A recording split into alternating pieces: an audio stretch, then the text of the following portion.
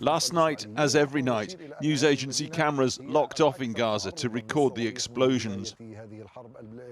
At 10 to 7, they pick up what appears to be a rocket above Gaza, apparently exploding in mid-air. Shortly after, two explosions. The second, believed to be in the hospital car park, causes a large and immediate fire. There's no proof that the mid-air and ground explosions are necessarily linked. We spoke to one eyewitness. I live very near to the hospital, and we have seen, the neighboring area have seen the bombs dropping on the hospital. The explosion was so massive and so huge, and the mountain fire rising up into the sky was so horrible. We instantly knew that this is the al-Ahli Arab hospital. It's the Baptist hospital, the oldest Christian hospital in Gaza Strip. Dr. Mohammed al-Naka said there was no warning and about 3,000 people were sheltering here. He said, "We don't know what it was, but we know what it can do after it targeted children who were cut to pieces."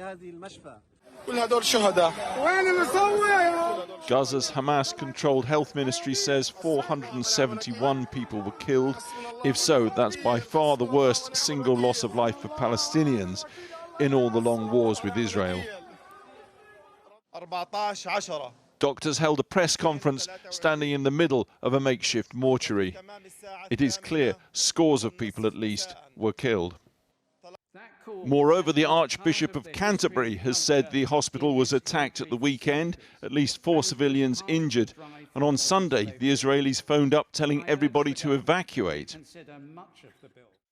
Gaza today, damage caused by an Israeli airstrike. Concrete buildings pancaked, structural collapse over a wide area, splash marks of shrapnel. Large craters are usual if the missile hits open ground as opposed to a building, like a car park. This is what you see at the hospital today.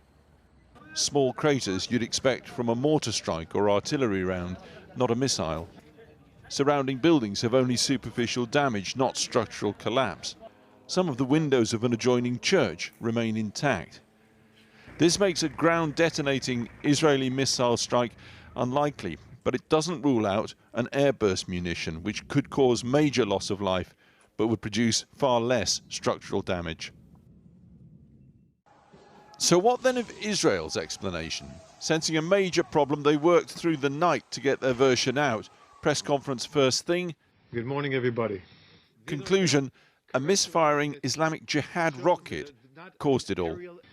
According to our intelligence, Hamas checked the reports, understood it was an Islamic Jihad rocket that had misfired, and decided to launch a global media campaign to hide what really happened.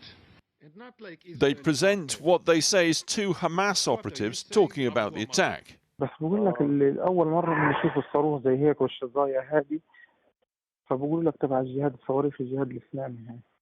Hamas call this an obvious fabrication.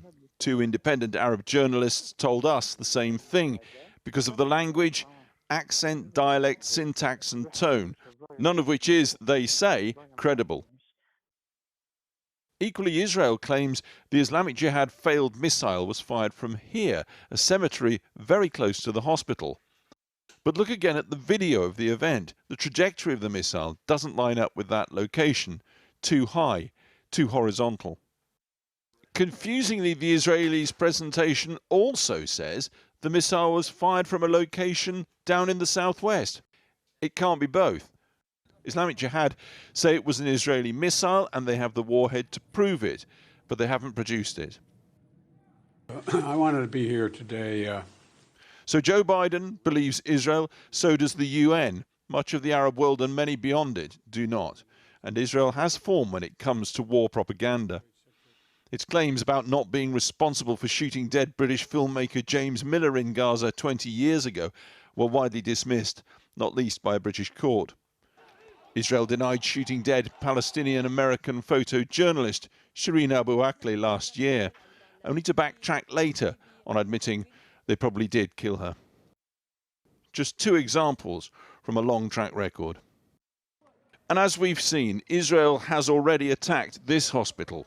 And yesterday it's accused of bombing a UN-protected school, killing several civilians. Israel and Hamas can tweet what they like.